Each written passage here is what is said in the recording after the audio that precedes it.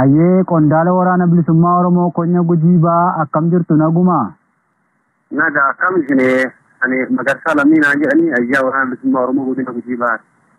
Ayyaa tolu ani Daandii Lemoon jedhama raadiyoo har'aata biyyoolessa Oromiyaati. Gaaffii keenya waliin itti fufna erga gaafatama keessan dhaggeeffatoota keenyaaf kaastanii gaaffii kiyyan eegala torbee kana lolli hamaan waraana bilisummaa Oromoo fi waraana sirna PP gidduutti geggeeffamaa ture akkam ture? Gurri uummata hedduun naannoo sana xiyyeeffachaa ture waan naannoo sanatti ta'e dhaggeeffattoota keenyaaf nuu kaasaa. Torbee kana keessa duula guddaa gara keenya kana deemaa ture. Duula kana immoo bakkuma hundattuu injifannoon irraa annee jirra. Keessattuu lola guyyaa tokko gara naannoo galaan halluu dirree jala jechuudha. Ganduma malkaa gubbaatti Ibraan lama cirraa sadii Soddombooroo Odaadoolaatiif laga dambii waliin ta'anii godhanii yoo xiqqaatte waraana nyaaphaarraa nama 500 olii hojii ala taasisanii jiran jechuudha. Kunni sun baqattee tuun gara Huudatiitti achiin gara godina Booranaatitti achiin madoo isaanii guurattee jirti. Duuli kun godina sadirraa godina Booranaa, Gujii Lixaa, Gujii Bahaa qindeeffatee bakka jirurraa akkasitti dhufee akkasitti qabee deemuu danda'ee jira. Akkasumas gara aanaa Gumii Eeddalloo keessatti bakkoota hedduu naannoo Bulbul kanatti lolli deemaa ture jira. Guyyaa 5 ta'an akka 7 ga'u. Kan hundaayyuu injifannoon irra aanee duula gasi ga'uu salphatee kan birgeedii tokko oliin laakkawamu salphatee ofirra deebi'uu danda'ee jira. Injifannoon irra aannee jechuudha. Injifannoo ajaa'ibaa cululuqaa mataa gadi qabatee diinni akkasitti salphatee ofirra deebi'uu danda'ee jira jechuudha. Meeshaalee gurguddaa kan guuratee diisqaa maa kana guuratee yaa'u humna hagas geettu 500 olitti tilmaamantu irraa hobbaatee akkasitti qabee deebi'uu danda'ee jira jechuudha. Ayyee kaayyoon duula lola tibbanaa caamsaa 29 bara 2021 irraa eegalee naannoo sana humna addaa waraana bilisummaa Oromoo naannoo sana keessa socho'u qabsuudhaaf aggaamame kaayyoon isaa maali? Kun duuba beekamaadha. Waan afaanumaan odeessanii waggaa 3 dabranii fi waraana hin dhabamsiinyaa hin baanyaa waraana bilisummaa Oromoo jedhamaa ture. Garuu haa taatuuti akkuma durii jedhan san jedhanii dhufanii waraana kana baafnee as kana keessaa baafnee gara biraatitti yookiin gara akkasitti gara biraatitti sochoona waan jedhutti isaan keessaa haasawamaa ture. Haa ta'uuti kun immoo wama duruuyyuu odeessaa haasawa afaanii waan ta'amu waraana bilisummaa Oromoo gaaf makalaakiyaan bakka humna guddoon duulaa turanii womaanu godhuu hin dandeenye adhammoo katottori kun womaanu godhuu ni qabsuu dhiisi ofii isaatii cabee jira jechuudha. Birgeedii tokko olii nuti dure cabee ofirra deebi'ee jira. Akka waraana bilisummaa Oromoo akka baasuu hin dandeenye abdii kutatee jira. Kaayoo isaa gabaabumatti waraana bilisummaa Oromoo dhabansiinya kan jedhudha jechuudha. Ayyee lolli kun godina Gujiibaa keessaa xiyyeeffannoodhaan aanolee kam faarratti xiyyeeffate?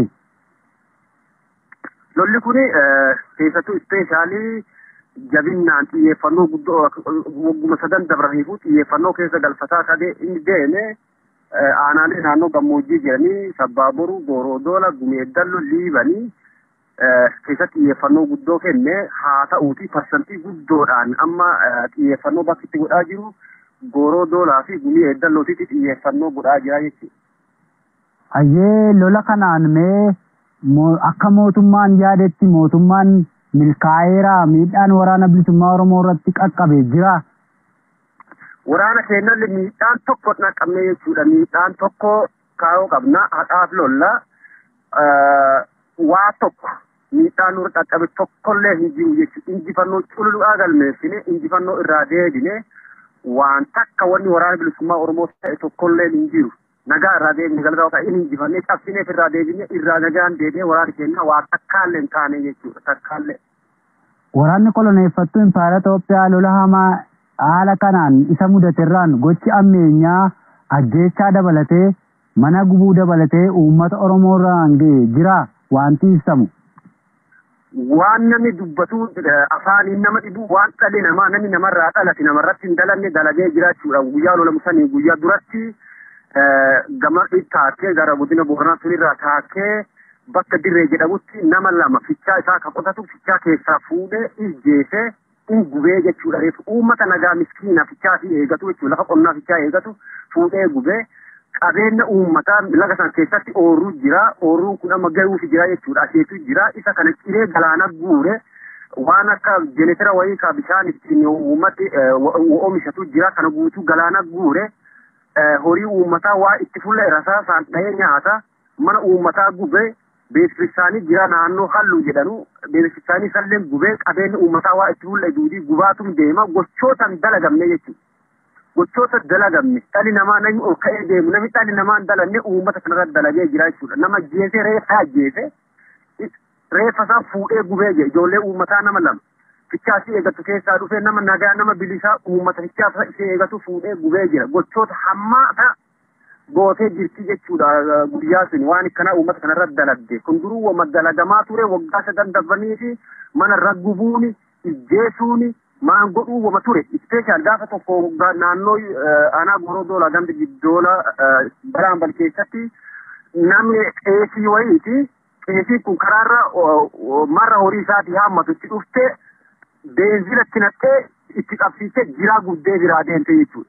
Eegasii beenzila isaa wayaa waliin gubatee naannoo hawaasaa sunti yaalamaa ture maan ta'aa ture achi deebi'ee akkasitti du'e namni kun gochoota hamaa nama jiraa beenzilatti naqee nama gubuu jechuudha. Gocha namni goone seenaa keessa kan jirre dalagaa ture gochuma san fakkaatu dalagee ilma namaa ijjeesee achiin booda eegajjeeseen booda gubee jira jechuudha miilanallee. Ayyee baay'ee nama gaddisiisa. Mee mootummaan miidiyaadhaan ni olola akka waan sana injifannoo argatetti illee ibsuu ni yaala. Mee lola geggeeffame sanaan waraanni bilisummaa Oromoo bakkarraa duubatti deebi'uu danda'ee jira moo haala kam keessa jira amma bakki lolli itti geggeeffamaa jiru sun? Bakki lolli itti deemaa jiru kun naannoo lolli itti ta'e suni haga tokko bakka sunirraa baqatanii maqaa gubaa fakkeen kaleessa naannoo Kaseenetti baqatanii uummati duruu baqumarra jira jechuudha. Godina akkam nyaatu kun dhufe uummati baqumarra jira. Mana isaarraa buqqanii lafa isaarraa buqqanii meeshaa guddaan tumaa ture. Bakka sunitti jechuudha diifikaa isaan fageenyarraa dhukaasan dubartii tokko ka ijoollee baaqattee deemtu diifikaa ilmeetisillee walitti ajjeesanii sababa kana uummati baqatee jira jechuudha. Naannoo isaan jiran sarraa baqatanii fagaatanii jiranii akkasitti baqatanii uummati haala saliilii haala rakkisaa haala jajjabaa tokko keessa jiran jechuudha. Baqattuma baddaa bosona keessa olii gadi baqachuu jira. Haalli uummata keessa jiru haala baay'ee hadhaawaa haala baay'ee nama suukanneessu katamaa namoota katamaa bayanii obbisachuu hin dandeenye jedhin baqatanii jechaa isaa hidhaa isaa dararaa isaa kana baqachuu jiranii walumaa galatti uummati haala hammaataa gana jedhanii afaan ibsuu hin dandeenye keessa jira jechuu barbaada. Ayyee yeroo ammaa maalirra jira lolli kun dhaabbateera? Mootummaan waraanni mootummaas akkam ta'ee jira? Hedduu akka miidhame kaastaniittu waanni naannoo sana jiru maal fakkaata? Waraanni dhaabatu waraanni haga gaafa nuti guyyaa tokko lollee dhiisuu fi miti gaafii deemnu jira bilisummaa Oromoo Oromiyaatiif deemna haga Oromoon hin bilisoominitti haga nyaatu kun cabee hin baanetti lolli dhaabbachuu hin danda'u. Hin dhaabatullee mallee haga jiru jechuudha. Haga ilmi Oromoo tokko lafarra jiru gochoota akkanaa gochoota dhalli namaa namarratti hin deemne nurra raawwatame haga gaafiin sun deebitutti lolli waan dhaabatu qabu haa taatuuti guyyaa tokko lamane taatuuti walakkaan ooluurraa kan hafte lolli beekamaadha wani dhaabatu dhibiin jiru jechuudha. Haga mootummaan garboomfataan jirutti lolli hin jira beekamaadha haa ta'u tokko lamallee irraa ooluurraa kan hafte eegis asuyyuu naannoo Harqal'ootti lolli deemee ture manoota warra lukkeelee diinaa kana loluuni waajjira poolisaa waan kana irratti tarkaanfii waan kenna fudhatee ture lolli wani dhaabatu hin jiru jechuudha. Ayyee mee lola sanaa wal qabatee mootummaan sirna PP kun lola tibbana adeemsisaa ture akka waan injifateetti olola miidiyaatiin afarsaa ture isin immoo lola kanaan miidhaa jajjabaa waraana warraarraa aga 500 olii aga birgeedii tokko akka duubatti deebistan kaastanii olola mootummaan oofuuf isin maal jettu? Kuni beekamaadha jechuudha. Uummata keessatti lolamee qabatama jiru uummati beeka. Waggaa haaluma mootummaa kun ittiin jiraatu ittiin of jireessuu fi warroota jalayaatee isaa ittiin warra hamilee bu'e warra hamileen duute warra caccabe deemuu dadhabe warra hamilee qanni sun hamileetti godhuu fi amaleeraa jechuudha. duri amaneen beeku miilan ammoo gadi qabee amanee jira himatee jira namannu akka irraa hobba'e akka waan gaagama guddaan irra qaqqabe odeeffachuu himachuu jiraninu warroota san hamilee godhuuf yoo taate malee lolli ka deemame uummata keessa deemee qabatamatti warroota san peenillee keessatti deemee jira qabatama ilatti immoo argamee jira waraana keessa sanumaa fi ololaan jiraataa ture ololuma sun ololu beekamaadha qabatama ta'eefii jira waan fagoo asiin dura waa tokko waan bilisummaa Oromoo waan jedhamu godina Gujii keessaa balleessinee jirraa jedhaa ture jechuudha balleessine namni tokko hin jiru golboo galchinee jirraa jedhee haasawaa ture waraan eegii sunillee waraani keenya lolu jiraa jechuudha amma bifa ittisarraa tureerraa ittisarraa gara haleellaatti deemu jira gaafasi balleesse jedhaa ture kun immoo qabatama woma inni ittiin jiraatu jiruu godhatu kijiba soba isaa addunyaan guutuun beektee soba addunyaallee hin beekte addunyaan tun mootummaa saddu jettee akeekaa ka jirtu sobuma fi saniin jiraachuurraa yoo hafte waan tokko wanni inni nu godhe tokkolleen hin jirtu tokkolleen. Ayyee mootummaan kun gama tokkoon lola gama biraan filannoo geggeessee mootummaa uummataa ijaarra jedha. Waraanni bilisummaa Oromoo gama isaatiin mootummichi mootummaa seerawaa miti jechuudhaan lola irratti banee jira. Kanaaf biyyattii keessatti filannoon geggeeffamee mootummaan ni ijaarrata bu'aa qaba jettuu kaayyoon waraana bilisummaa Oromoo aga kamiitti? Mootummaan akkanaa filannoo geggeessee nama ijaarrate jechuu hin danda'amu oojjuu jechuu nama hirriibaan hojjete hojii gurguddoo mootummaan akkasitti uummata kana kaamma hidhaa galchee kaabsiqaa kaa ijjeesaa afaan qawweetiin irra dhaabbatee akka fedhe tumaa qabeenya isaa balleessaa qabeenya uummata kun qabu lafarraa wal hataa akkasitti mootu ijaaramuu hin jiru jechuudha ijaaramuu hin danda'u mootummaa hin ijaaramus parsantiin guddoo uummati jiru guutumaa guututti harka mootummaa kanaan jiru warri wixxifatatti jiru warroota qawwee harkaa qaban murna jechuudha murna qawwee harkaa qabattee nama jeetu mootummaa jechuun mootummaa kun mootummaa jedhamuutu hin danda'u ulaagaa mootummaa isa jechisuutti hin jirre mootummaan nama fi bulchu uummata fi bulchu akkasitti irra dhaabatee ibiddaan gubu ka mana uummataa gubu ka qabeenya uummataa guutumaa guutuu barbadeessaa deemu ka uummata irra mana gubaa deemu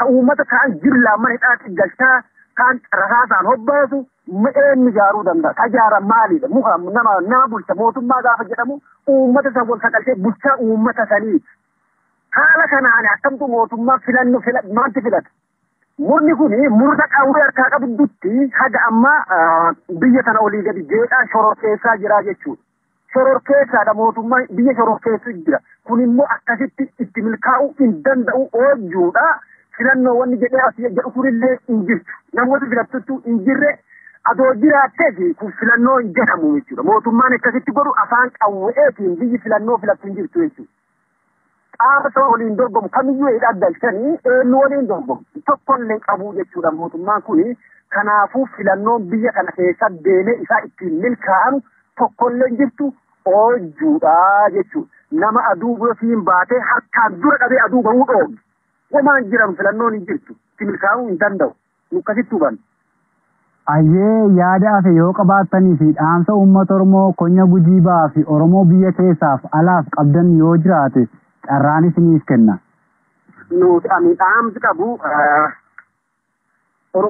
bakkuma hundattuu golee Oromiyaa keessatti uummata Oromoo irratti rakkoo jajjabduun deemuu jirti gocha namni duureen akka namni ta'an hunda ta'u jiranii seenaa keessa wantoota hin jirre jiraa guba seenaa keessa hin jirtu.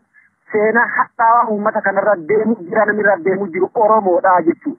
Oromoon hundi quuqamuu qabdi. Du'an oollee diinasirraa geessee namni du'e seenaa qaba.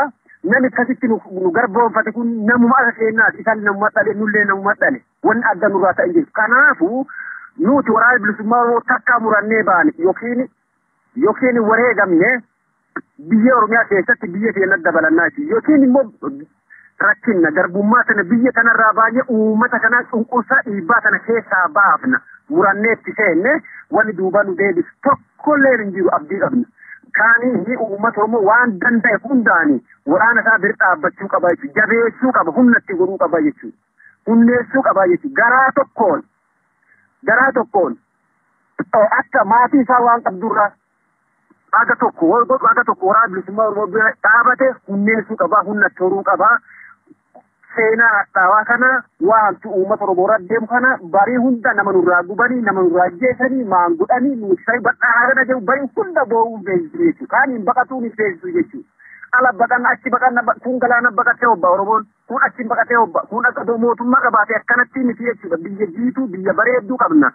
Biyya namni ala taa'ee halchuu adoo qabnu baqaa fi wantooti hadhaawaa kuni nurra deemu jira. Kanaafuu Oromoo xiyyeeffattee ilaaluu qabdi. Gaafa kaani ilma abbaa gadhaatii maanii jedhanii shubbisaa turan ilaalatuu qabdi. Oromoo laaluu qabdi, hubatuu qabdi. Xumuramtee jirti olmos wanni kuni mootummaa kuni murri qawweessiyu kuni hin jiru akka jirreetitti yaa obbaye. Kan ammoo xumuratti godhuu fi jabina guddoo waraana isaa waliin dhaabachuu danda'uu qabdi Oromooni waan jedhu qabaa jechuudha. Dhaamsi siyyaa ganumaa galatoma. Ayyeen dhaggeeffattoota keenya turtii nuti ajajaa waraana bilisummaa Oromoo Konya Gujii Ba'aa waliin dhimma duula tibbana waraana sirna PPtiin waraana bilisummaa Oromoo Konya Gujii Ba'aa irratti taasifamaa ture ilaalchisee Jaal Magarsaa Lammii waliin taasisne kanaan gammaa ture. Ajajaa waraana bilisummaa Oromoo Konya Gujii Ba'aa Jaal Magarsaa Lammii haala yeroo irratti toora bilbila raadiyoo Arraata Biyyoolessa Oromiyaa irratti argamuun yaada nuun laattaniif maqaa dhaggeeffattoota keenyaan isin galatee